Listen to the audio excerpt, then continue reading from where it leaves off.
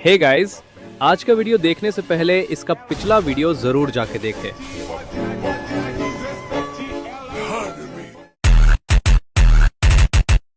I'm the final boss! Got it? All for one! You're not getting up! तरफ shoot कर रही थी। Linger ने शियाओन की जाती हुई फिगर को देखा और खुद से बड़बड़ाई, ऐसा लगता है कि एस्ट्रल पेविलियन सच में विकेड है, वे बर्बाद हो गए। उसने अपना सिर हिलाया जैसे उसने एस्ट्रल पेविलियन का फेट पहले ही देख लिया हो। इसी बीच एस्ट्रल पेविलियन की एक ब्रांच में master of the astral Pavilion तारों भरे आकाश को देख रहा था, यादों में खोया हुआ था। उसने सोचा, ऐसी नॉस्टैल्जिया। तब प्राइम मिनिस्टर और मैं वहीं से आए थे, अपने साथी डिसिपल्स को इस मिस्टीरियस रिवाइवल एरिया में लेकर। हम एस्टीम्ड पर्पल एम्परर से मिले और ट्राइपार्टाइट एग्रीमेंट शुरू किया। पलक झपकते ही लगभग 100 साल बीत गए हैं। हम आखिरकार सक्सेस के कगार पर हैं। एक बार जब ये अचीव हो जाएगा तो हम एम्प्रेस के फ्लैश और ब्लड का यूज करके अपनी डॉटर इन लॉ के लिए एक एलिक्सर बनाएंगे, ताकि शायद वो ह्यूमन रेस के प्योर ब्लड लाइन वाले बच्चे को जन्म दे सके। अचानक एक एस्ट्रल पेविलियन सब ऑर्डिनेट पास आया और master of the astral Pavilion को रिपोर्ट किया, मास्टर, कोई माउंटेन के पास आ रहा है।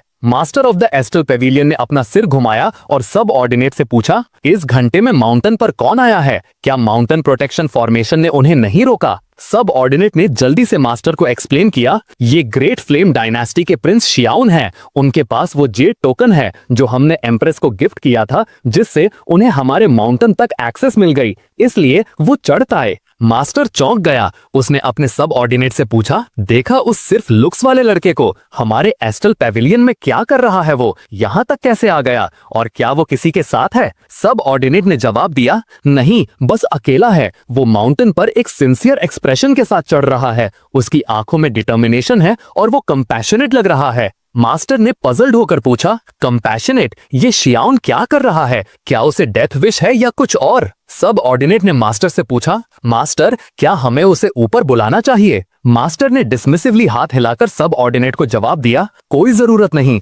अगर वो फूल माउंटेन पर चढ़ना चाहता है तो करने दो उसे। एक बार जब वो टॉप पर पहुंच जाएगा, हम उसे वापस नीचे भेज देंगे। ये अमेजिंग है, खासकर मिडिल ऑफ द नाइट में। ये सुनकर सब ऑर्डिनेट्स कोल्डली हंसा। दूसरी तरफ शियाओन ने अपनी असेंट जारी रखी, हर स्टेप डेलिबरेटली लेते हुए। उसने मन ही मन में आह भरी, इस परफॉर्मेंस के लिए वो मुझे कितने ऑस्कर देंगे। एक और घंटे की क्लाइंबिंग के बाद शियाओन फाइनली एस्ट्रल पेविलियन पर पहुंच गया। पेविलियन का मास्टर और उसके आदमी पहले से उसका वेट कर रहे थे। शियाओन के अराइवल को देखकर मास्टर ने सबसे पहले उससे बात की, प्रिंस शियाओन, क्लाइंबिंग थका देने वाली होगी, है ना? शियाओन ने स्ट्रेच किया और एक डीप ब्रेथ लेकर मास्टर से कहा, मेरे पास तुम्हें माफ करने के लिए 2 चांसेस बचे हैं। अनफॉर्चुनेटली तुमने अभी मेरा टेस्ट फेल कर दिया और एक अपॉर्चुनिटी खो दी। मुझे उम्मीद है कि तुम नेक्स्ट टाइम बेटर परफॉर्म कर पाओगे। जो कुछ रिडेम्पशन अपॉर्चुनिटीज बची हैं, उन्हें सीज करने की कोशिश करो। ये सुनकर मास्टर ने डिसमिसिवली अपने हाथ फैलाकर शियाओन से पूछा, प्रिंस शियाओन, तुम बार बार कह रहे हो कि तुम हमें माफ करना चाहते हो, पर हमारे एस्ट्रल पेविलियन ने एग्जैक्टली क्या गलत किया? शियाओन ने गुस्सा दिखाते हुए मास्टर को जवाब दिया, एस्ट्रल पेविलियन ने ईस्टर्न फ्लेम किंगडम और होली डेमन सेक्ट के साथ मिलकर मेरे father in law esteemed purple emperor की लाइफ में इंटरवीन किया। तुमने उनकी फीलिंग्स को डिसीव किया और वो फ्रॉड है। मोर ओवर, तुमने मेरे 2 एल्डर अंकल्स की डेथ कॉज की और करंट एम्प्रेस को डिसीव किया। तुम्हारे एक्शंस एब्सोल्युटली हॉरिफाइंग हैं। ऐसे ग्रेव ऑफेंसेस करने के लिए और अभी भी यहाँ हंसने के लिए मैं फॉरगिवनेस के लिए एक और चांस डिडक्ट कर रहा हूँ। मास्टर ने चौंकते हुए शियाओन से पूछा, तुम्हें कैसे पता चला? हमारे प्लान के लिए सीक्रेसी मेजर्स थॉरो थे। तुम जैसे सिर्फ लुक्स पर सरवाइव करने वाले को कैसे पता चला? मास्टर बिल्कुल बेपरवाह था। उसने शियाओन का मजाक उड़ाया, ओह, मैं बहुत डरा हुआ हूँ प्रिंस शियाओन, तो बताओ हमें कैसे रिपेंट करना चाहिए? शियाओन ने अपनी डिमांड्स लिस्ट करते हुए जो तेंगी से कहा, फर्स्ट, मैं चाहता हूँ कि एस्ट्रल पेविलियन के मास्टर जो तेंगी एक सेल्फ क्रिटिसिज्म लेटर लिखें और उसे ग्रेट फ्लेम डायनेस्टी के गेट्स पर 3 दिनों तक घुटनों के बल बैठकर पढ़ें as a sign of sincerity. जो तेंगी को एस्ट्रल पेविलियन हेडक्वार्टर्स को 3-वे प्लान अबैंडन करने के लिए भी इन्फॉर्म करना होगा। सेकेंडली, मेरे 2 एल्डर अंकल्स की डेथ के लिए जिम्मेदार कल्प्रिट्स को हैंड ओवर किया जाए और उन्हें ग्रेट फ्लेम डायनेस्टी के इंपीरियल सिटी के नून गेट पर पब्लिकली एग्जीक्यूट किया जाए। थर्ड, सदर्न वेस्टलैंड्स के यूनिक एनवायरनमेंट को देखते हुए जहां किसी को ज्यादा देर नहीं रहना चाहिए, मैं ग्रेशियसली एस्टल पैविलियन हेडक्वार्टर्स से कहूंगा कि वो अपनी कुछ टेरिटरी ग्रेट फ्लेम डायनेस्टी को एज अ कंपनसेशन सीट करे। जहां तक मेरी wife, father in law, uncles और मेरे अपने इमोशनल डिस्ट्रेस के कंपनसेशन की बात है, साथ ही death compensation, labour costs, hardship fees और ऐसी चीजों के लिए सिर्फ 18 billion mid grade spirit stones का कंपनसेशन काफी होगा। फिर तुम्हें मुझे एस्टल पैविलियन हेडक्वार्टर्स और ईस्टर्न फ्लेम किंगडम की लोकेशन बतानी होगी, साथ ही वहां तक कैसे पहुंचना है, और फिर ग्रेट फ्लेम डायनेस्टी में 100 सालों तक इंफ्रास्ट्रक्चर बिल्डिंग और लेबर पर काम करना होगा। ये काफी होगा। शियान ने एस्टल पैविलियन के लोगों के एस्टोनिश्ड एक्सप्रेशंस को नोटिस भी नहीं किया। वह अभी भी सोच रहा था कि वो कितना मैग्नानिमस था। उसने originally 50 billion mid grade spirit stones और 500 सालों के लिए लेबर रिफॉर्म्स की डिमांड करने का इरादा किया था। उसने अपनी डिमांड सिग्निफिकेंटली रिड्यूस कर दी थी। उसके अडॉप्टिव फादर सही थे। उसे अपनी ओवरली मर्सीफुल टेंडेंसीज को करेक्ट करना चाहिए। ज़ो तेंगी सेल्फ एब्जॉर्ब्ड शियान को देखकर स्पीचलेस था। उसने सोचा, क्या एम्प्रेस अंधी हो गई थी? वह इस डेल्यूजनल प्रिटी बॉय पर कैसे फॉल हो सकती है? फॉर्चुनेटली उसकी डेल्यूजनल स्टेट एक एडवांटेज हो सकती है। हम उसे कैप्चर कर सकते हैं और पता लगा सकते हैं कि इंफॉर्मेशन किसने लीक की। फिर ज़ो तेंगी ने शियान से कहा, मेरे पास तुम्हारी बकवास के लिए टाइम नहीं है। मैं तुम्हें 2 चॉइसेस दूंगा, या तो तुम मेरे साथ विलिंगली आओ या मैं तुम्हें कैप्चर करूंगा। शियान ने कुछ इनक्रेड्युलसली जवाब दिया, मैं एस्टल पैविलियन को एक चांस ऑफर करके एक्सट्रीमली जेनरस रहा हूं और फिर भी तुम मुझे अरेस्ट करना चाहते हो। थर्ड चांस आखिरी है। क्या तुम श्योर हो कि तुम इस अपॉर्चुनिटी को चेरिश नहीं करना चाहते? इससे पहले कि ज़ो तेंगी रिप्लाई कर पाता, उसका एस्टल पैविलियन डेप्यूटी खुद को जोर से हंसने से रोक नहीं पाया। एस्टल पैविलियन डेप्यूटी को हंसते हुए देखकर शियान इन्फ्यूरिएट हो गया और उस पर चिल्लाया, मैं सीरियस मैटर्स डिस्कस करने आया हूं और तुम हंसने की हिम्मत करते हो। क्लियरली तुम एक हार्टलेस किलर हो, तुम्हें बख्शा नहीं जा सकता। शियान ने फिर अपनी फिस्ट उठाई और सीधे एस्टल पैविलियन डेप्यूटी पर एक पंच मारा। फोर्स तुरंत एक्सप्लोड हो गई, जिससे स्पेस में एक स्ट्रेट लाइन टूट गई। एस्टल पैविलियन डेप्यूटी को भी उसके साथ पल्वराइज कर दिया। ज़ो तेंगी का पहले अमेज्ड एक्सप्रेशन फ्रीज हो गया जब उसने एक्सटेंडिंग स्पेशल रिफ्ट को घूरा। उसके माइंड में बस एक ही थॉट आया, लुआओ येन, डैम यू, क्या ये सच में वो नाइव और हार्मलेस प्रिटी बॉय है जिसे तुमने डिस्क्राइब किया था? कुछ मोमेंट्स बाद ज़ो तेंगी ने खुद को कंपोज करने की कोशिश की। उसका एक्सप्रेशन कॉम्प्लेक्स था। जैसे ही वो बोलने वाला था, उसने देखा कि शियान ने अपनी पाम्स को साथ लाया, मिराक्युलसली टूटे हुए स्पेशल रिफ्ट को ठीक कर दिया। ज़ो तेंगी ने मुश्किल से निगला, पूरी तरह से स्टन था। क्या ये इंसान भी है? इसने स्पेस को तोड़ दिया और उसे वापस ठीक कर सकता है। रिफ्ट को ठीक करने के बाद शियान ने सीरियस एक्सप्रेशन के साथ सबको देखा और कहा, मैं अभी अपना टेम्पर खो बैठा था, पर मैं तुम्हें रिमाइंड करा दूं, ये एक सीरियस मैटर है। अब और जोक्स और स्माइल्स नहीं, इसे उतनी ग्रेविटी के साथ ट्रीट करो जितना ये डिजर्व करता है। क्या तुम सबके लिए रिपेंट करना और सही काम करना इतना मुश्किल है? ज़ो तेंगी ने पैनिक में अपने हाथ हिलाए और शियान से कहा, नहीं नहीं प्रिंस, तुमने मिसअंडरस्टैंड किया। मैं तुम्हारी रखी हुई सारी कंडीशंस एक्सेप्ट करता हूँ। हम ये इंश्योर करेंगे कि वो सैटिस्फैक्टरली पूरी हों। शियान ने रिलीफ में आह भरते हुए जवाब दिया, दैट्स मोर लाइक इट। मैं अनरीजनेबल नहीं हूँ। जब तक तुम सिंसियरली अपनी मिस्टेक्स एडमिट करते हो, मैं तुम्हें फिर से स्टार्ट करने का चांस देने को तैयार हूँ। ज़ो तेंगी ने जोर से सिर हिलाकर शियान को अश्योर किया, रेस्ट अश्योर्ड प्रिंस, हम सिंसियरली अपोलोजाइज करेंगे और रिपेंट करेंगे। हालांकि शियान अचानक हंसा और उसने ज़ो तेंगी से कहा, 18 बिलियन के कंपनसेशन के बारे में तुम्हें 2 बिलियन और ऐड करने होंगे। ज़ो तेंगी ने चौंक कर पूछा, प्रिंस क्यों? शियान ने अर्नेस्टली एक्सप्लेन किया, सोचो, अभी उस पंच से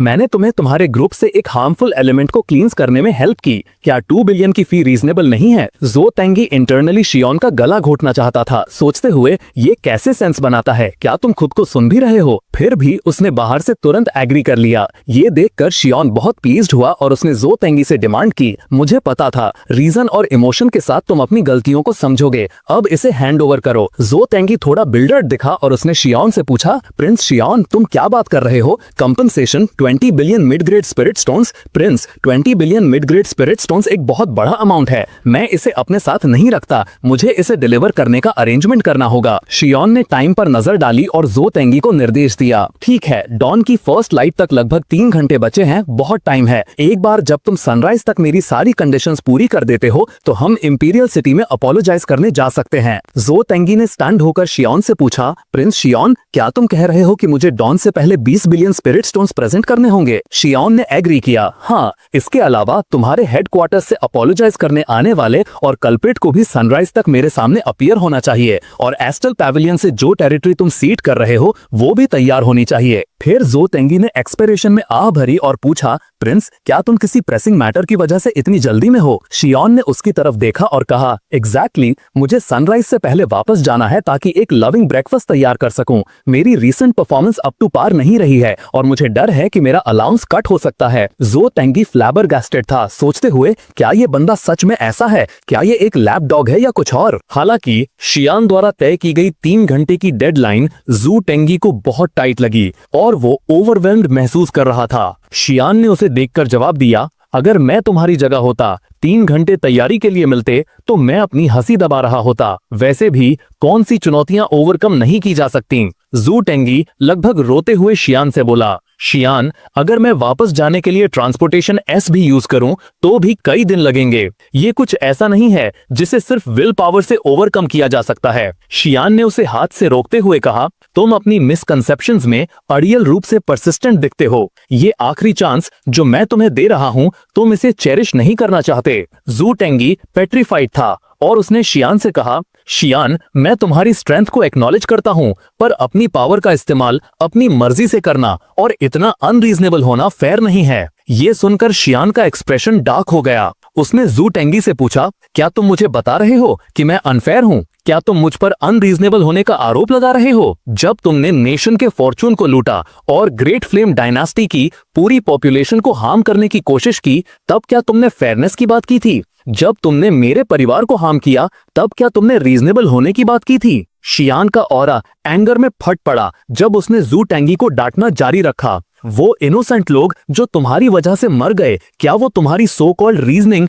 तुम्हारी सो कॉल्ड फेयरनेस सुन सकते थे? मुझे अभी भी इससे घिन आती है। तुम कोई पछतावा नहीं दिखाते। तुम इंसान की खाल में एक जानवर से ज्यादा कुछ नहीं हो जो दूसरों को बिना हड्डी छोड़े खा जाता है। याद रखना, ये सब तुमने खुद पर लाया है। वहां मौजूद हर कोई स्टंट था और इससे पहले कि वो रिएक्ट कर पाते, शियान ने एक पाम स्ट्राइक भेजी, सीधे उनमें से कई को मार डाला। एक और डेप्यूटी पेविलियन मास्टर ने मन ही मन सोचा, डैम इट, जू टेंगी, क्या तुम जीने से थक गए थे कि तुमने उसे प्रोवोक किया? जैसे ही उसने ये थॉट खत्म किया, वो भी एग्जिस्टेंस से गायब हो गया। बचे हुए इंडिविजुअल्स लोगों को मिटते हुए देखकर और एनवायरनमेंट में फैली टेरिफाइंग ऑरा को सेंस करते हुए सब पैनिक में भागने की कोशिश करने लगे, अपनी जान बचाने की उम्मीद में। हालांकि शियान हर जगह एक साथ लग रहा था। एक ही पल में वो उनमें से हर एक के सामने अपीयर हुआ। चाहे वो कहीं भी छुपे हों या किसी भी कोने से भागने की कोशिश कर रहे हों, शियान की उंगली उन्हें ढूंढ लेती, उनकी कॉन्शियसनेस की छेदते हुए।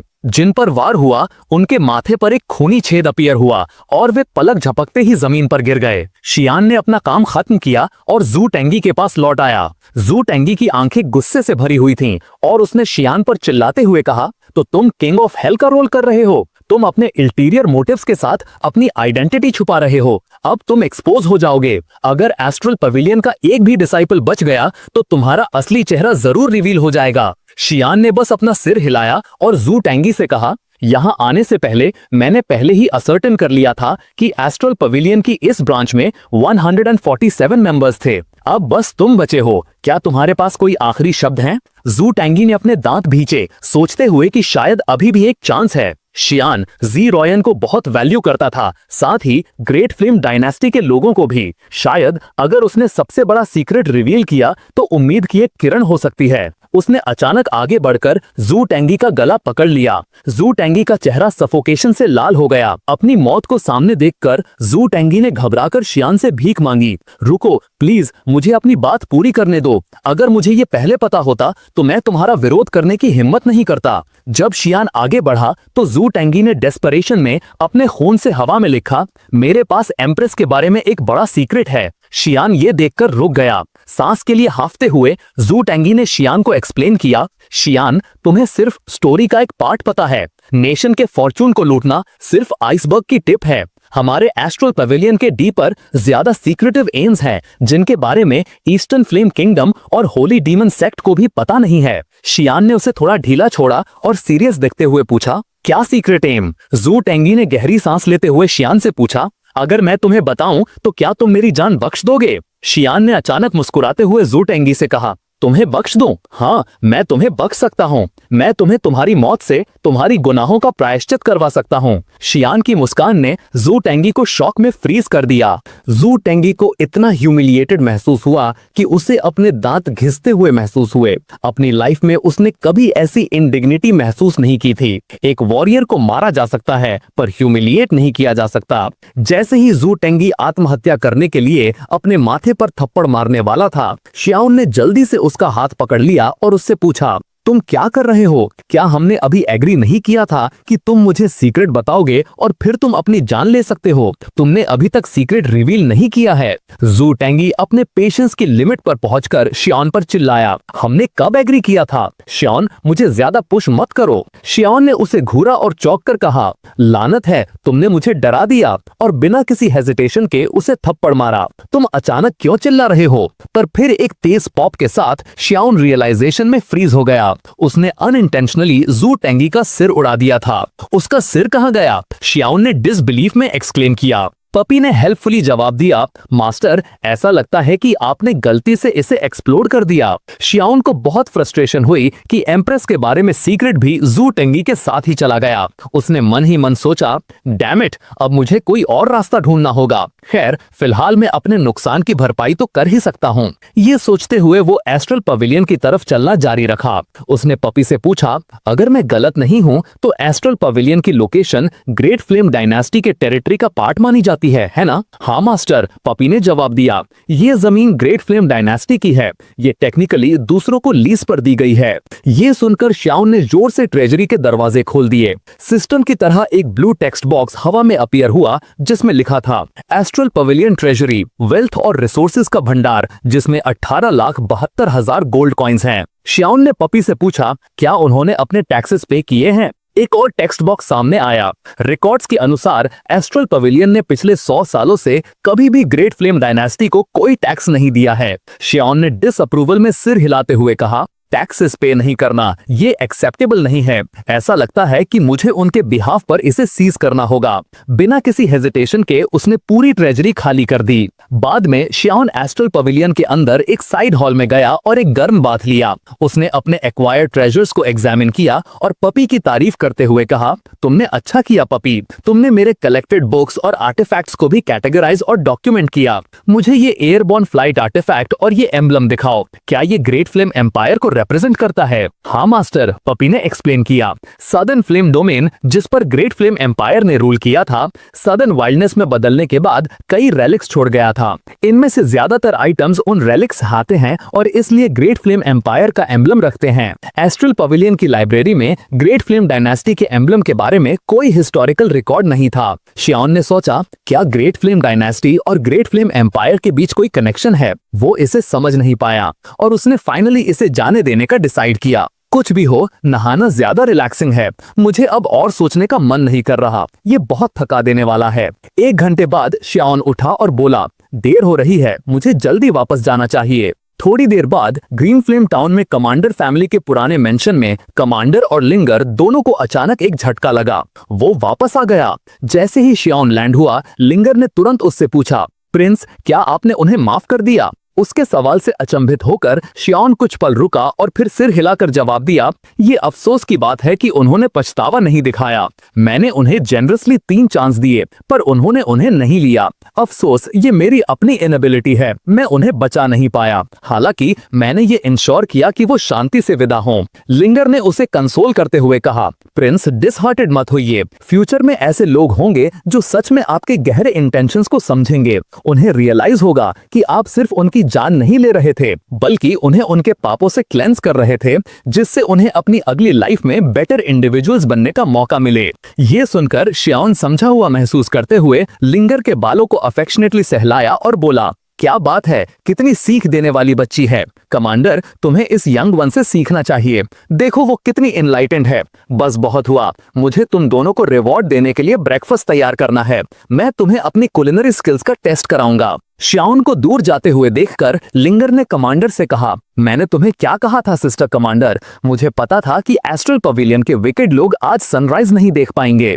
कमांडर ने आह भरी और लिंगर से कहा, तुम सच में हर दिन प्रिंस को और बेहतर समझने लगी हो। लिंगर ने एक रिजाइंड स्माइल के साथ जवाब दिया, वो इसलिए क्योंकि कभी कभी प्रिंस काफी चाइल्ड लाइक हो जाते हैं। एम्प्रेस ने भी मेंशन किया है कि प्रिंस की पर्सनालिटी चाइल्ड लाइक है, जैसे वो इस दुनिया में फिट नहीं होते, फिर भी वो हर चीज का सामना पॉजिटिविटी के साथ करते हैं। इस बीच नेक्स्ट सीन में कमांडर के पुराने घर में यांगमिंग में जम्हाई लेते हुए सुस्त आवाज में शियाउन से पूछा, प्रिंस क्या ये सच में ठीक है? शियाउन ने बेपरवाही से यांगमिंग को जवाब दिया, क्या ठीक नहीं है? क्या मेरी हेल्प करना मुश्किल है? यांगमिंग ने आखिरकार शियाउन को एक्सप्लेन किया, प्रिंस मेरी वाइफ पैनिक कर जाएगी अगर वो जागती है और मुझे मिस्टीरियसली गायब पाती है। मेरे बस पलटने में जितना टाइम लगा उतनी देर में प्रिंस ने मुझे यहाँ हैवी लिफ्टिंग के लिए घसीट लिया। ये टेरिबल है। शियाउन ने मुस्कुराते हुए यांगमिंग से कहा, लिंगर बाहर है, वो तुम्हारे लिए बाद में एक्सप्लेन कर सकती है, इसे बाहर निकालो। ये सुनकर यांगमिंग ने शियाउन से कहा,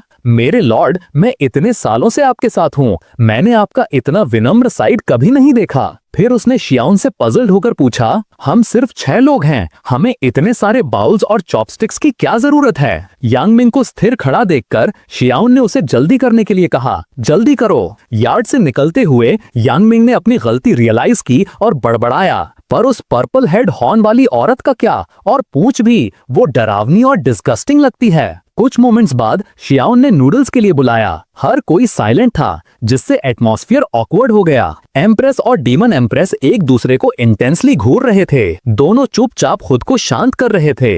एम्प्रेस ने सोचा, पिछली रात का ह्यूमिलिएटिंग सीन, मुझे शांत रहना होगा। वहीं डीमन एम्प्रेस ने सोचा, इस लड़की को घूरना बंद करना होगा, कहीं मैंने इसे गलती से मार दिया तो। दूसरी तरफ लिंगर यांगमिंग डीमन एम्प्रेस के ग्रुप को घूर रहे थे और उन्होंने मन ही मन सोचा, ये हॉर्न वाली औरतें जो गायों से ट्रांसफॉर्म हुई हैं, कितनी अनोइंग हैं, ये इतनी बड़ी कैसे हो सकती हैं? कुछ मोमेंट्स बाद यांगमिंग ने सबसे पहले शियाउन से पूछा, प्रिंस एग्जैक्टली क्या चल रहा है यहाँ? एम्प्रेस ने जवाब दिया, तुम सबको जानने से कोई नुकसान नहीं होगा। ग्रेट फ्लेम डायनेस्टी में कई लोग हैं जिन पर मैं ट्रस्ट कर सकती हूँ। हालांकि ये सुनने के बाद तुम्हें शांत रहना होगा। डीमन एम्प्रेस के 2 सबॉर्डिनेट्स ने सिर हिलाया और मन में सोचा, ये ह्यूमंस शायद ट्रूथ को हैंडल नहीं कर सकते।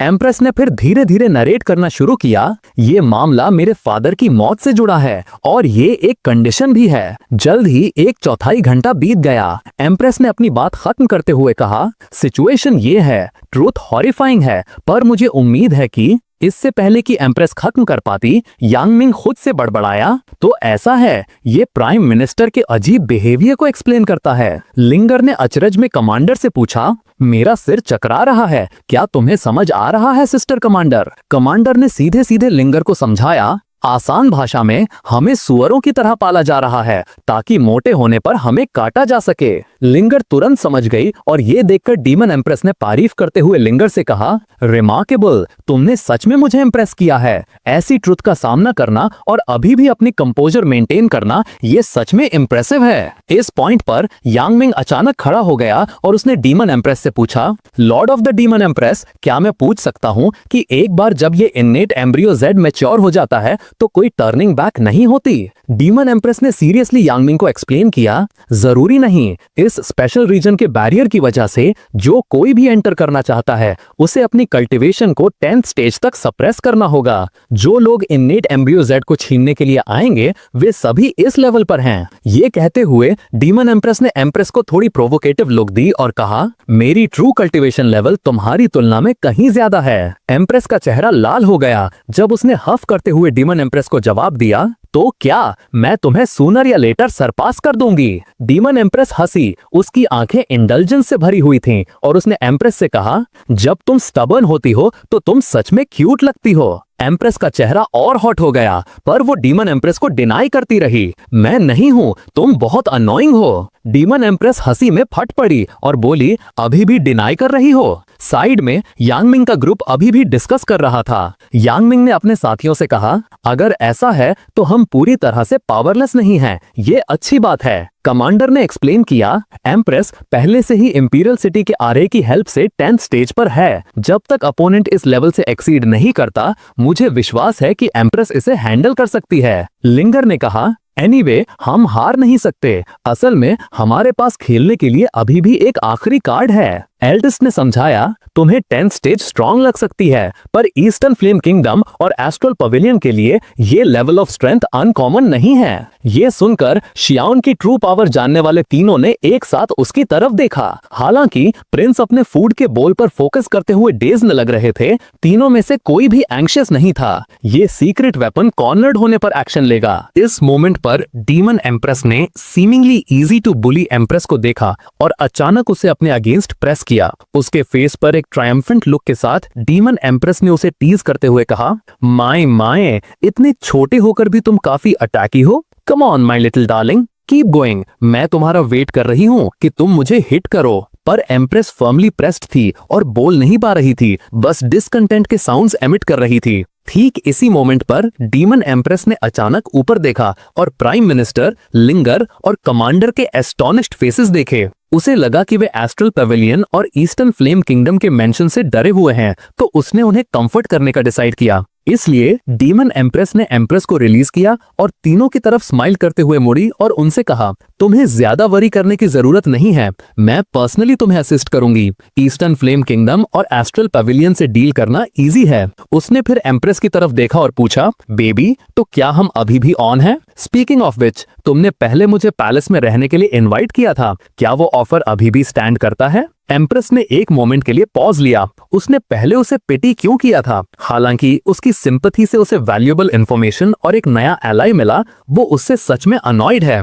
एम्प्रेस को साइलेंस देखकर डीमन एम्प्रेस ने चकल करना जारी रखा और उससे कहा, the great flame empress, legitimate imperial blood line की डायरेक्ट डिसेंडेंट, तुम बैकआउट तो नहीं करोगी है ना? मैंने पहले ही वैल्यूएबल इंफॉर्मेशन शेयर कर दी है और तुम्हें हेल्प करने का प्लान भी किया है। डीमन एम्प्रेस का एक्सप्रेशन देखकर एम्प्रेस ने अपने दांत भींचे, इनर क्रिटिसिज्म से भरी हुई, और उससे पूछा, तुम सच में क्या कर रही हो? तुम्हें लगता है कि मुझे अभी तक पता नहीं है? एम्प्रेस ने अपना गला साफ किया और जवाब दिया, मेरा वर्ड गोल्ड है, जो मैं कहती हूँ वो करती हूँ। हालांकि उसे तुरंत ये कहने का अफसोस हुआ, सोचते हुए, इतना अननोइंग, मैंने इस होली डीमन एम्प्रेस से क्यों एग्री किया? मैं बिल्कुल भी शांत नहीं हो सकती। आखिरकार ये रियलिटी है, मुझे उसकी जरूरत है। डीमन एम्प्रेस बहुत कंटेंटेडली स्माइल की और एम्प्रेस से कहा, जैसा कि ग्रेट फ्लेम एम्प्रेस से एक्सपेक्टेड था, तुम वही करती हो जो तुम कहती हो। हालांकि इस मोमेंट पर एम्प्रेस ने अचानक अपनी कंडीशन सामने रखी और डीमन एम्प्रेस से बोली,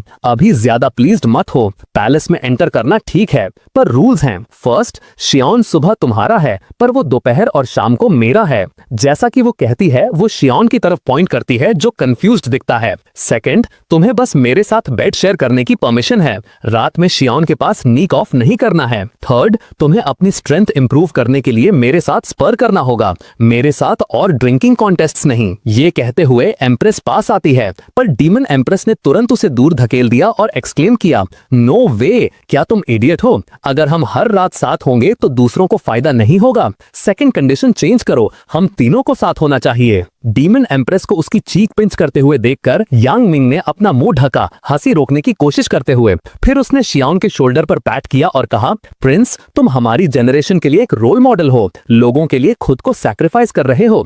बाय द वे प्रिंस, क्या तुम्हें कुछ न्यूट्रिशनल सप्लीमेंट्स चाहिए? एनॉयड शियान ने उसे दूर धकेल दिया और रिटॉर्ट किया, क्या सोच रहे हो, मुझे ऐसे देखना बंद करो। रूम में बस डीमन एम्प्रेस के 3 सबऑर्डिनेट्स को मैसिव हेडेक हो रहा था। उन्होंने मन में सोचा, माय एम्प्रेस, तुम क्या कर रही हो? हम यहाँ नेशनल फेट सीज करने आए हैं, तुमने खुद को क्यों इन्वॉल्व कर लिया? ये बियॉन्ड वर्ड्स है। अगले दिन पैलेस के एक साइड चैम्बर में शियान 2 एम्प्रेस और डीमन एम्प्रेस के बीच लेटा हुआ था। हर एक ने उसका एक हाथ पकड़ा हुआ था। ब्लैंकेट बहुत पहले ही किक अवे हो चुका था। धीरे धीरे अपनी आंखें खोलते हुए शियान को रियलाइज हुआ कि बेड शेयर करना, जिसकी उसे कभी उम्मीद थी, वैसा नहीं था जैसा लग रहा था। उसकी आंखों के नीचे डार्क सर्कल्स थे। उसने सोचा कि वो अब और लेट नहीं सकता, उसकी बॉडी इसे अब और नहीं ले सकती। नेक्स्ट सेकंड में शियान ने अपनी सुपाइन पोजीशन मेंटेन की और धीरे धीरे दोनों विमेन के बीच फ्लोट अप हुआ। फिर वो सीधे डोर की तरफ बढ़ गया।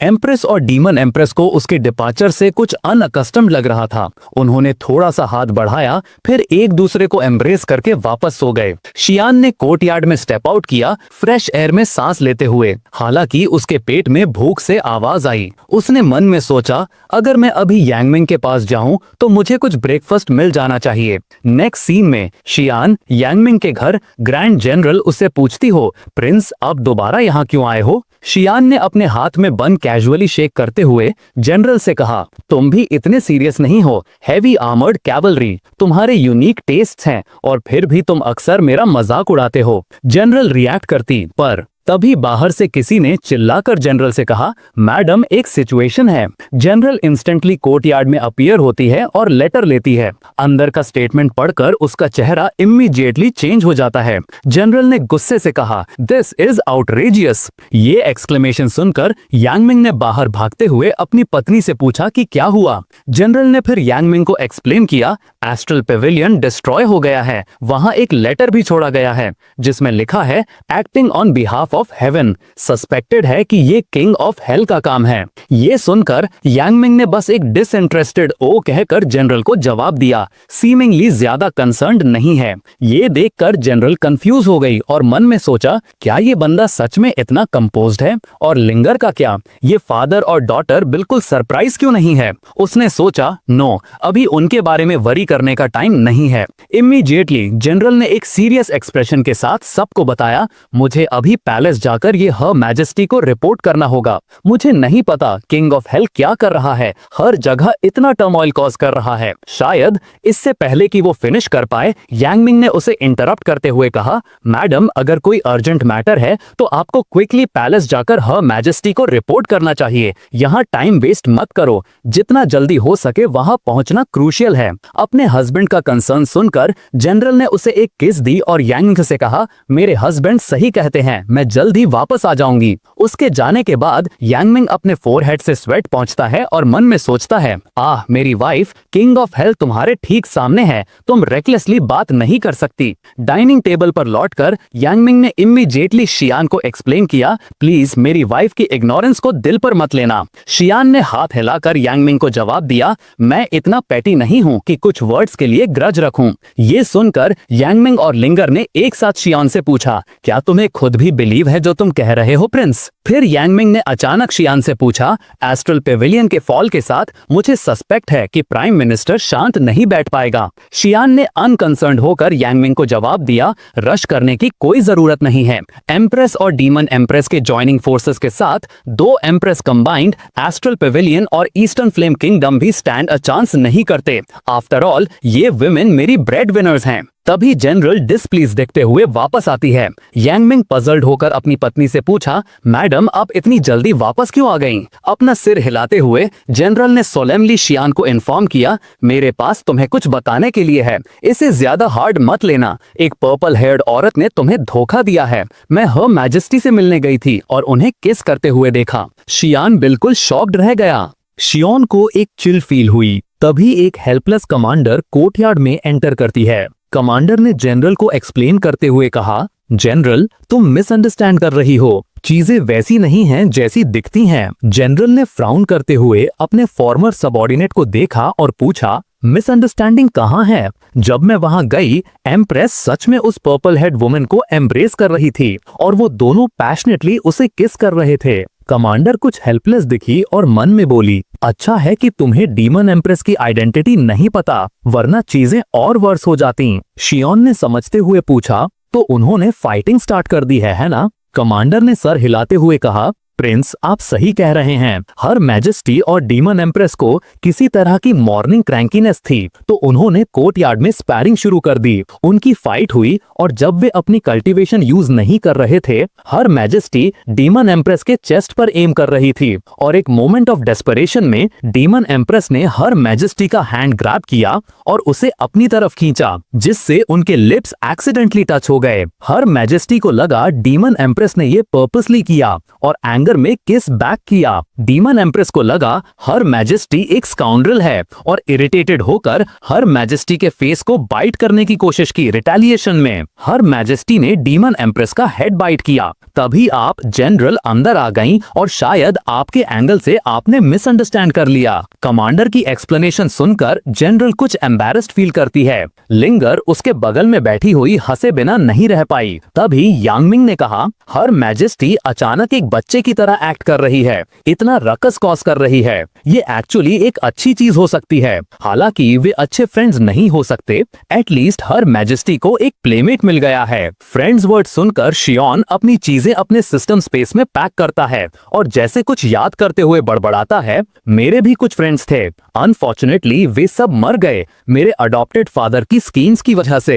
ये सडन मटरिंग यांग मिंग और लिंगर की स्पाइन्स में एक शिवर भेज देती है जो उसके बगल में बैठे हैं। लिंगर ने कॉशियसली पूछा, प्रिंस, आपके अडॉप्टिव फादर ने किस तरह की स्कीम्स यूज की? एक मोमेंट के साइलेंस के बाद शियोन ने धीरे से कहा, मेरे अडॉप्टेड फादर ने मुझे लोगों पर आसानी से ट्रस्ट ना करना सिखाने के लिए उन्हें मुझे मारने की कोशिश करने के लिए कोक्स किया। अनफॉर्चुनेटली मुझे सच जानने में बहुत टाइम लगा। मैंने उन्हें इतने टाइम तक मिसअंडरस्टैंड किया। नो वंडर वे रोते रहे और कहते रहे कि वे सॉरी हैं। जिसे अपोलोजाइज करना चाहिए वो मैं हूँ। शियोन दूर स्काई की तरफ देखता है और हंसता है जैसे कुछ याद कर रहा हो। लिंगर ने अचानक बीच में टोकते हुए कहा, लेकिन हम भी फ्रेंड्स हैं, है ना? जब हम यंग थे तो लेट एम्परर ने कहा था कि फ्रेंड्स के पास हमेशा छोटे सीक्रेट्स होते हैं। मैं लेट एम्परर के साथ फ्रेंड्स थी और अब मैं प्रिंस के साथ फ्रेंड्स हूँ। जनरल की आंखें डिसबिलीफ में वाइडन हो जाती हैं। उसने गुस्से से कहा, तुम चीकी गर्ल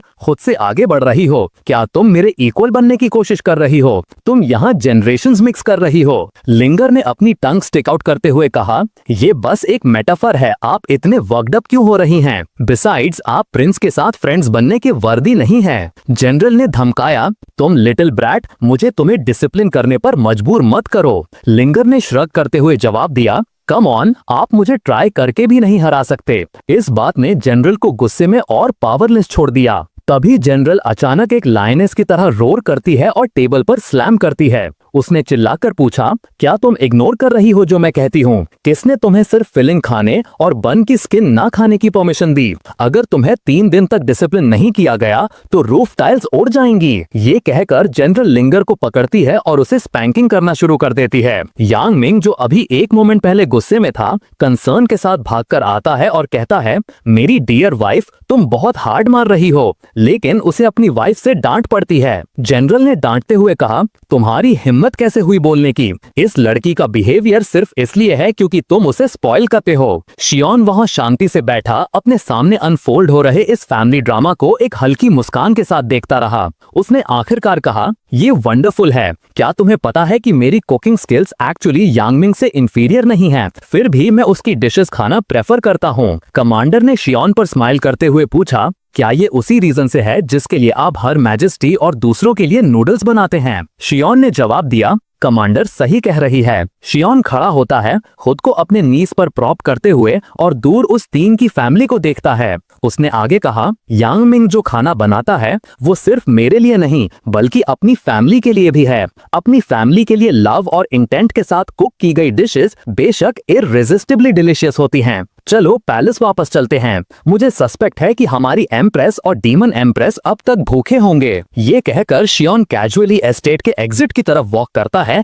अपने हाथ पीठ पीछे रखे हुए। कमांडर साइलेंटली नॉट करती है, शियोन की रिट्रीटिंग फिगर पर कुछ पिटिफुल लुक डालते हुए। इस मोमेंट पर एम्प्रेस ने गुस्से में अपने हाथ के साइड से डीमन एम्प्रेस के हेड पर चॉप करते हुए पूछा, क्या तुम इडियट हो? तुम डीमन एम्प्रेस कैसे बन गई? डीमन एम्प्रेस अपना हेड क्लच करते हुए इनडिफरेंटली मम्बल्स करती है, फाइट माई वे अप। एम्प्रेस एग्जैस्परेशन में साइज करती है और कहती है, ये वंडर है कि प्राइमोर्डियल डीमन किंगडम तुम्हारी फैमिली से बर्बाद नहीं हुआ। एम्प्रेस फिर बुक में कंटेंट की तरफ पॉइंट करती है और समझाती है, different strokes for different folks. हालांकि ये वाइज टीचिंग सुनकर डीमन एम्प्रेस इंस्टेंटली कंफ्यूज हो जाती है। एम्प्रेस ने कहा, नॉट कॉडलिंग। एम्प्रेस फिर से डीमन एम्प्रेस के हेड पर चॉप करती है और कहती है, पे अटेंशन। डीमन एम्प्रेस अपना हेड क्लच करते हुए मोन्स करती है, मैं सच में पे अटेंशन कर रही हूँ। एम्प्रेस प्राइमोर्डियल डीमन किंगडम की इंफॉर्मेशन के थ्रू जाना कंटिन्यू करती है। एम्प्रेस कहती है, बहुत सी चीजें जनरलाइज नहीं की जा सकती, तुम्हें समझना होगा। फिर भी डीमन एम्प्रेस इंटेंटली एम्प्रेस के फेस को घूर रही है। डीमन एम्प्रेस पूछ रही है, ये इतनी अमेजिंग कैसे है? उसकी गेज नोटिस करके एम्प्रेस डम्फाउंडेड है। एम्प्रेस ने सोचा, इसका माइंड सिर्फ शियाओन और फाइटिंग से भरा है, इसे गवर्नेंस के बारे में कुछ नहीं पता। फिर भी ये एम्प्रेस है। पर फिर वही बात, डीमन एम्प्रेस की चेस्ट इतनी बिग है कि उसने अपना ब्रेन उसके लिए ट्रेड कर लिया होगा। बाद में एम्प्रेस की हेल्प से डीमन एम्प्रेस अपने अवतार को यूज करके प्राइमोर्डियल डीमन किंगडम में बहुत सारे ऑर्डर्स इशू करती है। ऑफिशियल्स ओवरजॉयड हैं और उनकी आंखों में आंसू हैं। फाइनली हमारी डीमन एम्प्रेस अपना ब्रेन यूज करने को रेडी हो गई है। डीमन एम्प्रेस ने बात बात पर लोगों को कट डाउन करना बंद कर दिया, पर डीमन एम्प्रेस का अवतार कंफ्यूज्ड लगता है। डीमन एम्प्रेस के अवतार ने पूछा, हम उन्हें कट डाउन क्यों नहीं कर सकते? ये कितना हेक्टिक है, मैं बाद में नहीं कर सकती क्या? सोचना क्यों है? दूसरी तरफ डीमन एम्प्रेस का empress mini classroom session temporary and पर आता है। डीमन एम्प्रेस डेस्क पर डिजी होकर लेटी हुई है। डीमन एम्प्रेस ने पूछा, एम्प्रेस होना इतना कॉम्प्लिकेटेड क्यों है? मेरे पुराने सब्जेक्ट्स ने मुझसे ऐसे कभी कंसल्ट नहीं किया। पास की रिक्लाइनिंग चेयर से शियाओन सडनली बोलता है, शायद इसलिए क्योंकि उन्हें डर था कि तुम उन्हें कट डाउन कर दोगी। एम्प्रेस होना हार्ड और टेक्निकल वर्क है, तुम्हें बहुत कुछ सीखना है। जैसे ही शियाओन अपनी बात खत्म करता है, एम्प्रेस डीमन एम्प्रेस के सामने मेमोरेंडा का एक बड़ा पाइल रख देती है। एम्प्रेस ने कहा, ये सब तुम्हारे पर्सनल गार्ड्स की समरीज हैं, प्राइमोर्डियल डीमन किंगडम के स्टेट ऑफ अफेयर्स के रिगार्डिंग। इन्हें केयरफुली रिव्यू करना, मैं बाद में चेक करूंगी। अपनी जनता के लिए अपना बेस्ट देना। एम्प्रेस के फेस पर फ्रस्ट्रेशन और होपफुल एक्सपेक्टेशन का मिक्सचर दिखता है, जैसे एम्प्रेस चाहती हो कि डीमन एम्प्रेस एक्सेल करे। डीमन एम्प्रेस हेल्पलेसली अपने डीमन ट्रियो को देखती है। The first, the second, the third, help. उसका डीमन ट्रियो उसे हेल्पलेसली देखता है, फिर आह भरता है और डीमन एम्प्रेस को कंफर्ट करता है। डीमन ट्रियो ने कहा, my lady, great flame empress की बात में दम तो है। एम्प्रेस तुम्हें पेशेंस से सिखा सकती हैं। तुम्हें इसे चेरिश करना चाहिए, हार्ड वर्क करना चाहिए और भागना बंद करना चाहिए। शियाओन साइड में एक ड्रिंक उठाता है और एक बड़ा सिप लेता है। शियाओन ने कहा, एग्जैक्टली, अगर तुमने कंट्री को अच्छे से गवर्न नहीं किया तो तुम्हारी फैमिली फॉर्चून इवेंचुअली खत्म हो जाएगी। ये सुनकर डीमन एम्प्रेस अपना फिस्ट टेबल पर मारती है। डीमन एम्प्रेस ने चिल्लाकर कहा, हम फैमिली फॉर्चून को खत्म नहीं होने दे सकते, नहीं तो हम शियाओन को कैसे सपोर्ट करेंगे? इस मोमेंट पर शियाओन लाउंज चेयर पर लेटा हुआ ड्रिंक सिप कर रहा है। एम्प्रेस ने सोचा, ये इतना सुंदर कैसे हो सकता है? डीमन एम्प्रेस ने सोचा, वो पीते हुए कितना क्यूट लगता है। एक मोमेंट के बाद डीमन एम्प्रेस फिर से एम्प्रेस को देखती है, जो पेटिशंस रिव्यू करने में फोकस्ड थी। डीमन एम्प्रेस ने सोचा, ये पर्सन सच में अमेजिंग है, वो इतनी सारी पेटिशंस को बिना डिजी हुए कैसे रिव्यू कर लेती है। इसी बीच पैलेस के बाहर विंड्स और क्लाउड्स चेंज हो रहे हैं, जैसे कुछ बड़ा होने वाला हो। इस मोमेंट पर प्राइम मिनिस्टर के रेसिडेंस के अंदर एक ब्लैक पर्सन प्राइम मिनिस्टर को बताता है, ईस्टर्न फ्लेम किंगडम ने रिस्पॉन्ड किया है,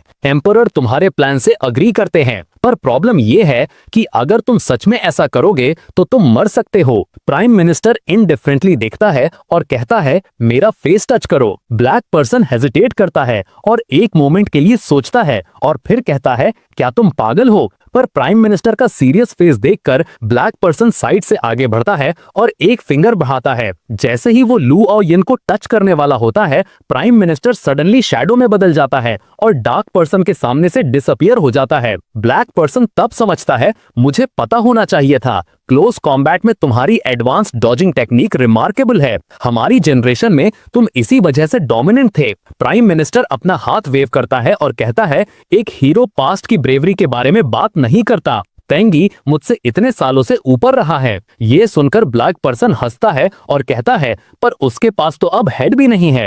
एस्ट्रल पवेलियन की ब्रांच डिस्ट्रॉय हो चुकी है, उन्होंने अपनी अपॉर्चुनिटी खो दी। एम्परर तुम्हारे प्लान से अग्री करते हैं और कसम खाई है कि वो लू फैमिली का ध्यान रखेंगे। प्राइम मिनिस्टर को इंपीरियल एडिक्ट मिलता है और वो एक लंबी राहत की सांस लेता है और कहता है, गुड, ग्रीन फ्लेम माउंटेन पर जो लोग मरे थे उनकी पोजीशंस को तुरंत ईस्टर्न फ्लेम किंगडम के नए लोग भरेंगे। आज से इस एरिया में हाईएस्ट कमांड तुम्हें दी जाएगी, मुझे डिसअपॉइंट मत करना। All for eastern flame. Black person थोड़ा एक्साइटेड लगता है और दोहराता है, ऑल फॉर ईस्टर्न फ्लेम। अगले ही सेकंड ब्लैक पर्सन सडनली रोने लगता है, बिग ब्रदर। प्राइम मिनिस्टर हैरान रह जाता है, एक मोमेंट के लिए अपने ही कानों पर डाउट करता है। थोड़ी देर बाद प्राइम मिनिस्टर सॉफ्टली कहता है, मुझे ये सुनकर कई साल हो गए, जाओ। ब्लैक पर्सन नोट करता है और जल्दी से चला जाता है। प्राइम मिनिस्टर फिर अपनी डेस्क पर बैठता है और एक लेटर लिखना शुरू करता है, प्रिंस शियाओन, या मैं तुम्हें किंग ऑफ हेल कहूं। हालांकि ये सिर्फ एक गेस है, मुझे लगता है कि ये बहुत लाइकली है।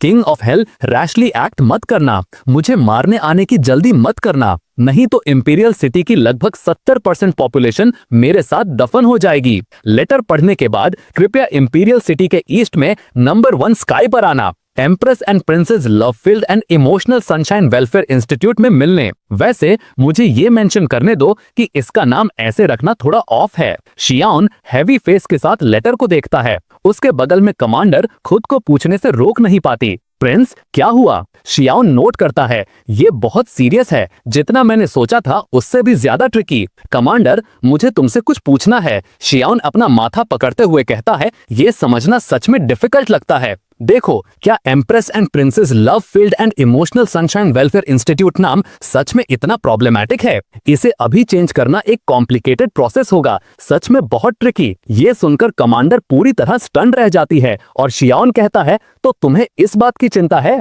पर कमांडर फिर भी शियान को कंफर्ट करती है, ओवरथिंक मत करो प्रिंस, नाम काफी अच्छा है। शियान नोट करता है और कहता है, दैट्स गुड। फिर ये सिर्फ डीमन एम्प्रेस का पर्सनल टेस्ट इशू है। वैसे वेलफेयर इंस्टीट्यूट जिसे डीमन एम्प्रेस ने रिसेंटली फंड किया है वो कंप्लीट होने वाला है। Whole hearted prince and loving lady lose sincere contribution to a beautiful and happy welfare institute. नाम के बारे में तुम्हारा क्या ख्याल है? कमांडर तुरंत एक बड़ा थम्स अप देती है। प्रिंस ने जो नाम सोचा है वो एक्सीलेंट है, बहुत थीमेटिक है और ये पॉजिटिव एनर्जी को प्रमोट करता है जो आपने हमें सिखाई है। शियान भी बहुत एक्साइटेड था। कमांडर का टेस्ट अच्छा है, प्राइम मिनिस्टर का टेस्ट टेरेबल है। ये कहते हुए शियान धीरे से खड़ा होता है। ऑल राइट, अब मेरा प्राइम मिनिस्टर से बात करने का टाइम हो गया है। कमांडर पजल्ड थी। प्रिंस, प्राइम मिनिस्टर आपसे क्या चाहता है? शियान अपना हाथ वेव करता है और कहता है, डोंट वरी, मैं मरूंगा नहीं। हालांकि कमांडर सडनली वरीड हो जाती है। प्रिंस, क्या एम्बुश हो सकता है? अगले ही सेकंड कमांडर को वो टाइम याद आता है जब उसने टॉक्सिक स्वैम को फेशियल मास्क के तौर पर यूज किया था। Second thought, never mind. Prince की स्ट्रेंथ के साथ प्रिंस प्राइम मिनिस्टर के लीड किए हुए लोगों के ग्रुप को एम्बुश करेंगे। प्राइम मिनिस्टर का थ्रेटनिंग लेटर पढ़ने के बाद शियान वेलफेयर इंस्टीट्यूट की तरफ जल्दी बढ़ता है।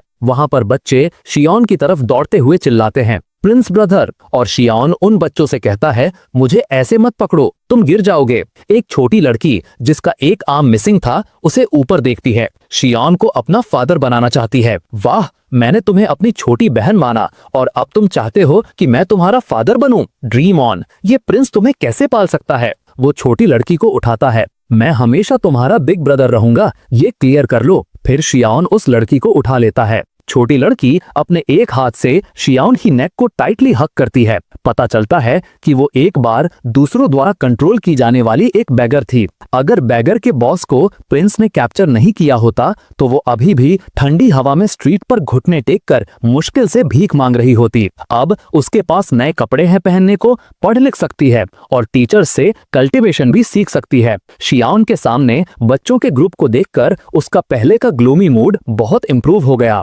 धक्का मत दो, गिरने का ध्यान रखना, आराम से, जल्दी करने की जरूरत नहीं। किस छोटे रास्कल ने फिर से मेरा बट टच किया? शियान गुस्से का नाटक करता है जिससे बच्चों का झुंड हंसने लगता है। तो बच्चों से घिरा हुआ SETN वेलफेयर इंस्टीट्यूट में एंटर करता है। रास्ते में यार्ड में बुजुर्ग लोग ग्रेट फ्लेम प्रिंस को बच्चों द्वारा एस्कॉर्ट होते हुए काइंडली देखते हैं और कहते हैं, लॉर्ड प्रिंस को थैंक्स, उन्होंने हमारे हाउसिंग के लिए पे किया और इन बच्चों को सीखने देते हैं और हम बड़े भी अपनी स्किल्स का यूज करके कंट्रीब्यूट कर सकते हैं। इस समय वेलफेयर इंस्टीट्यूट के अंदर ग्रेट फ्लेम का प्राइम मिनिस्टर चाय बना रहा था और कहता है, supreme benevolent sugar baby DT का टाइटल प्रिंस शियान को बहुत सूट करता है। आप लोगों द्वारा डीपली लव्ड हैं और इन बच्चों द्वारा खास तौर पर अडोर्ड हैं। चाय डालते हुए प्राइम मिनिस्टर शियान को देखता है। शियान किड्स के साथ खड़ा था और शियान को चुप देखकर प्राइम मिनिस्टर सीधे अपनी रोब खींचता है, उसके हार्ट के ऊपर का एरिया एक्सपोज करते हुए। कहता है, प्रिंस शियान, अब हम बैठकर चाय पर बात कर सकते हैं। अगर मुझे एक भी माइनर इंजरी हुई तो ये trap void turbulence rune formation detonate हो जाएगा। मैं दूसरों के लिए नहीं कह सकता, पर ये वेलफेयर इंस्टीट्यूट तुरंत कोलैप्स हो जाएगा और ये पिटिएबल बच्चे, वो पिटिएबल लोग, वो सब मर जाएंगे। प्राइम मिनिस्टर के वर्ड्स खत्म होते ही वो जेट कप को जेंटली टेबल के पार रखता है। Please Lord Prince. शियान ये देखकर अपनी बाहों में छोटी लड़की को नीचे रखता है और सबको पीछे हटने को कहता है। ये अडल्ट बिजनेस है, बच्चों को इन्वॉल्व नहीं होना चाहिए। ये कहने के बाद शियान सीधे प्राइम मिनिस्टर के ऑपोजिट साइड चलता है और बैठ जाता है और पॉट में रखी सारी चाय एक साथ पी जाता है। अब जब हम फ्री हो गए तो बिजनेस की बात करते हैं। इससे प्राइम मिनिस्टर के मुंह का कोना थोड़ा ट्विच करता है। डैम इट, ये शियाओन अभी भी इतना अनोइंग है। शियाओन अपने हाथ फ्लेक्स करता है और प्राइम मिनिस्टर को देखता है। क्या कॉन्सिक्वेंसेस होंगे अगर मैं तुम्हें अभी मार दूं? ये सुनकर प्राइम मिनिस्टर अपने दिल की तरफ इशारा करता है और एक्सप्लेन करता है, trap void turbulence rune formation एक किलर वेपन है जो फॉर्मेशन और रून दोनों को कंबाइन करता है। मेन रून मेरी लाइफ से कनेक्टेड है। 8 सब रून्स इंपीरियल सिटी के आसपास 8 डायरेक्शंस में रखे गए हैं। अगर मैं मर गया तो सब रून्स एक्सप्लोड होंगे, जिससे स्पेशल कोलैप्स और टेम्पोरल टर्बुलेंस होगा। इंपीरियल सिटी के 70% लोग अनडाउटेडली मर जाएंगे। जैसे ही वर्ड्स बोले गए, वेलफेयर इंस्टीट्यूट के ऊपर स्काई में सडनली एक रून अपीयर होता है। तुरंत बाद इस एरिया में स्पेस पूरी तरह सील हो जाती है। इससे शियाओन चौंक जाता है। ये क्या है? इस मोमेंट पर वे दोनों अपने सिर के ऊपर रून को देखते हैं। प्राइम मिनिस्टर हल्के से हंसता है और कहता है, रून फॉर्मेशन एक्टिवेट हो रहा है। एक बार जब ये फुल्ली एक्टिवेट हो जाएगा तो तुम और मैं इस फॉर्मेशन के अंदर ट्रैप हो जाएंगे, जिसे 8 सब रून्स ने कंस्ट्रक्ट किया है। एक बार जब ट्रैपिंग फॉर्मेशन पूरी तरह एस्टैब्लिश हो जाएगा तो मेरी चेस्ट पर मेन रून भी एक्टिवेट हो जाएगा। उस समय फॉर्मेशन के अंदर की स्पेस टूट जाएगी और कोलैप्स हो जाएगी। हम दोनों को टेम्पोरल टर्बुलेंस में खींच लेगी। बेशक तुम्हारी स्ट्रेंथ को देखते हुए शायद मुझे अभी मारने से तुम्हें कोई नुकसान नहीं होगा, पर इस वेलफेयर इंस्टीट्यूट और इंपीरियल सिटी के लोग टेरिबली सफर करेंगे। प्राइम मिनिस्टर बात करते हुए और एक्साइटेड हो जाता है और कहता है, अगर मैं मर गया तो मेरी चेस्ट पर रून डेटोनेट हो जाएगा। 70% पॉपुलेशन इफेक्ट होगी, जिसमें सबसे बुरा इंपैक्ट हमारे सबसे करीब के लोगों पर होगा, इस वेलफेयर इंस्टीट्यूट में। ये कहते हुए वो सडनली टेबल पर आगे झुकता है, धीरे धीरे शियाओन के करीब आता है। शियाओन, क्या तुम मुझे मारोगे? शियाओन वेलफेयर इंस्टीट्यूट में बच्चों को देखने के लिए अपना सिर घुमाता है और तुरंत अपना मन बना लेता है। सीरियस फेस के साथ वो जवाब देता है, कम से कम अभी के लिए मैं नहीं मारूंगा। ये सुनकर प्राइम मिनिस्टर को एक ट्रायम्फेंट थ्रिल महसूस होता है। वो खुद को हंसने से रोक नहीं पाता। थोड़ी देर बाद प्राइम मिनिस्टर शियाओन को झुककर कहता है, मैंने सच में तुम्हें गलत नहीं समझा। इंपीरियल सिटी के लोगों की ओर से मैं प्रिंस को उनकी बेनेवोलेंस के लिए थैंक यू कहता हूँ। ये कहते हुए प्राइम मिनिस्टर धीरे से बैठ जाता है, अपने हाथ एक सनलिट कमांडिंग मैनर में फैलाता है, रीअश्योरिंगली कहता है,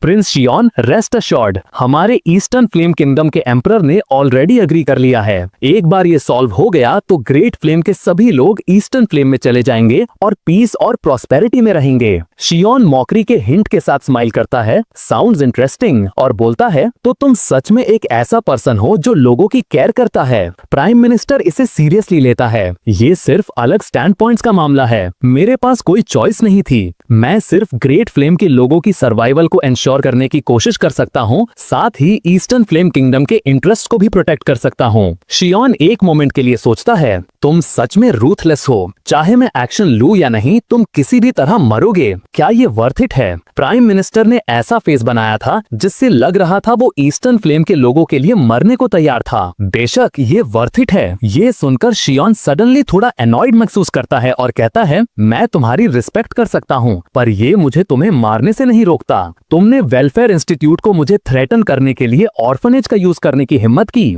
अगर मुझे मूव करने से डिजास्टर होने का डर नहीं होता तो मैं तुम्हें और तुम्हारे बेटे को इतना मारता कि तुम्हारी माँ भी तुम्हें पहचान नहीं पाती। इस मोमेंट पर शियाओन सडनली एक सवाल याद आता है, बाय द वे, तुमने मेरी ट्रू आइडेंटिटी कैसे डिस्कवर की? मुझे अपने ट्रैक्स अच्छे से कवर करने चाहिए थे, चाहे वो सीन क्लीन करना हो या विटनेसेस से डील करना। यहाँ तक कि अस्ट्यूट एम्प्रेस को भी नोटिस नहीं हुआ, तो तुमने एक फूल ने कैसे मैनेज किया? ये सवाल सुनकर प्राइम मिनिस्टर का फेस कॉन्फिडेंस से भर जाता है। वो स्मगली हंसता है। एम्प्रेस नहीं जानती, पर लोअर रेल्म्स में एक वर्ल्ड है जिसे बॉडी कल्टीवेशन रेल्म कहते हैं। वहाँ स्पिरिचुअल एनर्जी थिन है, रिसोर्सेस स्कार्स हैं और कल्टीवेटर्स के पास रेल्म्स नहीं होते। वे सिर्फ लाइटनिंग पर रिलाई करके अपने बॉडीज को टेम्पर कर सकते हैं, फ्लैश की सैंक्टिफिकेशन अचीव करते हैं। कीमत ये है कि वे 10वें लेवल से ऊपर ब्रेक थ्रू नहीं कर सकते। अगर मेरा गैस सही है तो तुम्हें हर मैजेस्टी ने ऐसे ही बॉडी कल्टीवेशन रेल्म से समन किया होगा। शियाओन ये सुनकर कंफ्यूज्ड था। प्राइम मिनिस्टर खुद से बात करना जारी रखता है, अब यहाँ की स्पेस वीक है और रूल्स केओटिक हैं। तुम्हारी पावर फुल्ली यूटिलाइज हो सकती है। इसी तरह तुम अक्सर लिस्टलेस होने का नाटक करते हो, लेजी एक्ट करते हो, ठीक एक सुप्रीम पावर हाउस का इल्यूजन क्रिएट करने के लिए जो फिजिकली ड्रेन हो चुका है। शियाओन एक मोमेंट के लिए सोचता है, तो बॉडी कल्टीवेशन रेल्म नाम की कोई चीज है?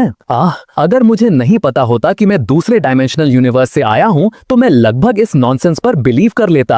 जैसे ही शियोन कहने वाला था कि कोई मिसअंडरस्टैंडिंग हो सकती है, प्राइम मिनिस्टर उसे इंटरप्ट करता है। बॉडी कल्टीवेशन रेल्म के लोग ये जानते हुए कि उनका कोई फ्यूचर नहीं है, इसे तुरंत डिनाई करते हैं। पर प्रिंस शियोन, क्या तुम्हारे पास इतनी भी ग्रेस नहीं है? वो आह भरता है और जारी रखता है, दूसरों को तुम सिर्फ स्ट्रेंथ वाला और बिना फ्यूचर वाला एक ब्रूट लग सकते हो, पर मैं तुम्हारी बेनेवोलेंस की बहुत रिस्पेक्ट करता हूँ। शियोन का फेस डिसबिलीफ से भरा था। ऑल राइट, अगर इससे तुम्हें खुशी मिलती है तो मान लेते हैं कि मैं एक फ्यूचरलेस वेस्ट हूँ, ओके? जब शियोन पजल्ड था, प्राइम मिनिस्टर धीरे धीरे रीजन एक्सप्लेन करता है। जब से हर मैजेस्टी एम्प्रेस ने तुम्हें समन किया, किंग ऑफ हेल अपीयर हुआ। साथ ही ब्लड क्लाउड टावर डिस्ट्रॉय होने के बाद लिंगर तुम्हारे सामने एक ओबीडियंट लिटिल मिस की तरह एक्ट कर रही है। इससे मुझे सस्पेक्ट हुआ। बाद में कमांडर तुम्हें बहुत रिस्पेक्ट दिखाने लगी, जिससे मेरा सस्पेशन और गहरा हुआ। फिर उस एंशिएंट बुक के बैकलैश का तुम पर कोई इफेक्ट नहीं हुआ, शायद तुम्हारी स्ट्रॉन्ग फिजिकल बॉडी की वजह से।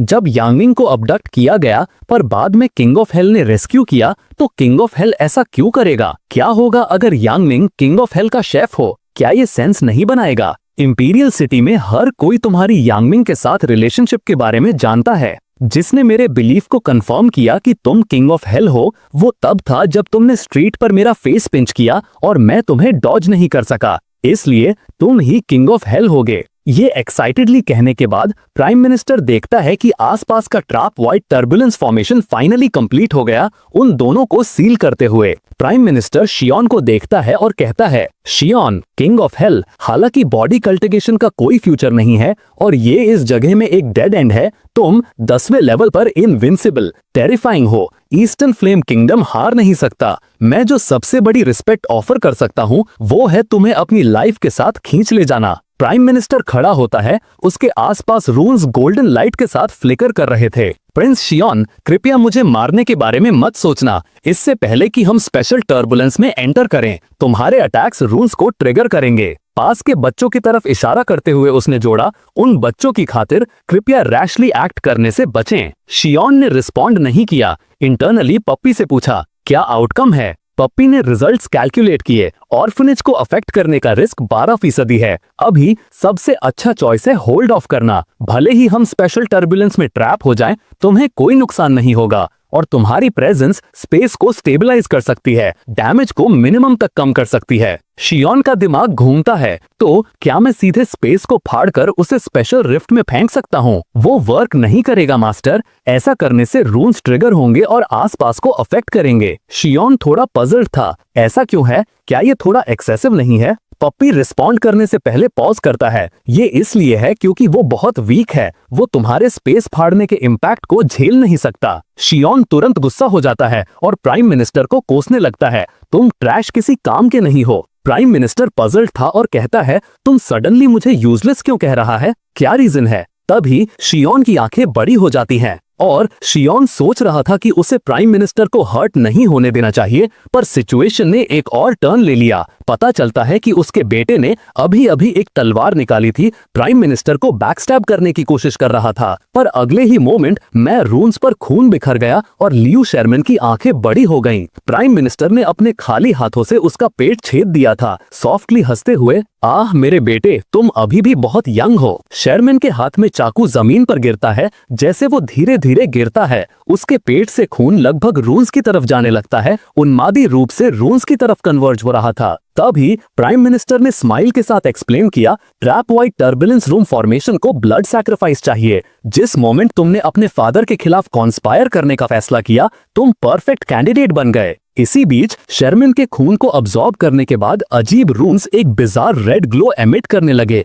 जैसे वो सब कुछ निगलने वाले हों। पहले से ही इरप्शन के कगार पर। पास के बच्चे डरे नहीं थे, बल्कि वे शियोन के बारे में एक्सट्रीमली वरिड थे। वे चिल्लाए, ब्रदर शियोन, और उसकी तरफ भागे। शियोन प्राइम मिनिस्टर के अपने बेटे को मारने के एक्ट के शौक से वापस आता है और बच्चों को करीब आते देखकर शियोन जल्दी से चिल्लाता है, और करीब मत आओ, क्या तुम सब सुन नहीं रहे हो? बच्चे तुरंत अपनी जगह पर रुक जाते हैं। प्राइम मिनिस्टर अपना सिर हिलाता है और मॉकिंगली कहता है, कितना हार्ट टचिंग है ये प्रिंस। तभी कमांडर जल्दी से आती है और करीब आने की कोशिश करती है, पर शियोन के उठे हुए हाथ को देखकर रुक जाती है और शियोन कमांडर से कहता है, और करीब मत आओ, उन बच्चों पर नजर रखने में मेरी हेल्प करो। ये सुनकर कमांडर अपनी स्पिरिचुअल एनर्जी को एक शील्ड में फोकस करती है, उन बच्चों को ब्लॉक करती है जो अभी भी चार्ज करना चाहते थे। ये देखकर शियोन फाइनली प्राइम मिनिस्टर को देखता है और कहता है, तुम सच में रूथलेस हो prime minister. Prime minister self assured दिखता है।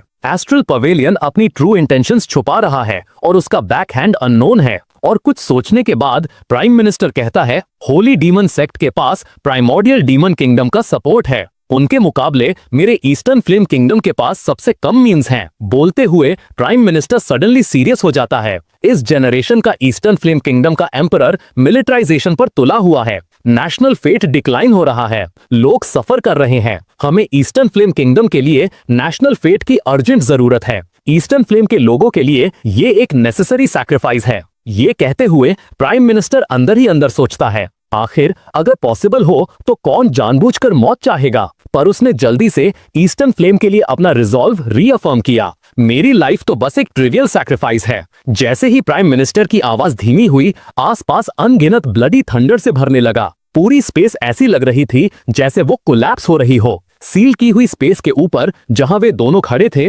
स्पेस की एक जबरदस्त फोर्स एक टॉर्नेडो की तरह आसमान और जमीन का रंग बदल रही थी और हवाएं तेजी से चल रही थीं। प्राइम मिनिस्टर अपने हाथ फैलाता है और शियोन को बताता है, जब स्पेस स्पेशल टर्बुलेंस में कोलैप्स होगी तो रून्स वहां डेटोनेट होंगे, कोई सिविलियन अफेक्ट नहीं होगा। किंग ऑफ हेल, सी, मैं तुम्हारी करेज को एडमायर करता हूं, पर मैं ये भी जानता हूं कि तुम अभी मुझे सच में मारना चाहते हो। अनफॉर्चुनेटली इससे पहले कि हम टर्बुलेंस में फंसे तुम कुछ नहीं कर सकते। शियोन उसे शांति से देखता है, पर ऑर्फनेज के बच्चे रो रहे थे, चिल्ला रहे थे कि विलन ब्रदर शियोन को रिलीज करे। कमांडर प्लीज ब्रदर शियोन को सेव कर लो। ये देखकर शियोन बच्चों पर सख्ती से चिल्लाता है, रोना बंद करो, क्या तुम भूल गए जो मैंने तुम्हें बताया था? आज से तुम सिर्फ खुद पर रिलाई कर सकते हो, तुम्हें स्ट्रांग बनना सीखना होगा। ये सुनकर बच्चों ने अपने होंठ काटे और बड़ी मुश्किल से अपने आंसू रोके। हम अच्छे बच्चे हैं, हम ब्रदर शियोन की बात सुनते हैं। उनके अडोरेबल फेसेस देखकर शियोन फाइनली बोला, तुम्हारा ब्रदर शियोन बहुत स्ट्रांग है, मेरी चिंता मत करो। मुझे अभी के लिए इस बड़े विलन के साथ थोड़ा घूमना पड़ेगा। उन दिनों में जब मैं तुम्हें नहीं देख पाऊंगा, अच्छे से पढ़ना, टाइम पर खाना, गर्म कपड़े पहनना और जिन डॉग्स को तुमने अडॉप्ट किया है उनका अच्छे से ध्यान रखना, समझे? ब्लू और व्हाइट कपड़े पहने बच्चों ने अपने हाथ उठाए और रिस्पॉन्ड किया, हम समझते हैं। उनका कॉन्फिडेंस बूस्ट करने के लिए शियोन जानबूझकर अपना हाथ अपने कान पर रखता है। मुझे सुनाई नहीं दे रहा, फिर से बोलो। बच्चों के फेस पर ब्लश आ जाता है और वे चिल्लाए, हम समझते हैं। शियोन दिल खोलकर हंसता है, तो ये डील है, मेरे लौटने का वेट करना। शियोन की हंसी के साथ स्पेस सडनली कोलैप्स हो गई और डिस्ट्रॉय हो गई। प्राइम मिनिस्टर और सील की हुई स्पेस के अंदर सब कुछ तुरंत एक ब्लैक डॉट में बदल गया और वहीं गायब हो गया। कमांडर उसके सामने स्पेस को इंटेंटली देखती है। उसके बगल में छोटी लड़की हेजिटेंटली पूछती है, आंटी क्या ब्रदर शियोन वापस आएंगे? कमांडर सॉफ्टली घूमती है और छोटी लड़की का सिर रगड़ती है, चिंता मत करो, प्रिंस डेफिनेटली वापस आएंगे, वो तुम्हें इन अडोरेबल बच्चों को छोड़ नहीं सकते। ये कहते हुए उसने लड़की की नाक भी चुलबुले अंदाज में पिंच की, फिर वो उस जगह की तरफ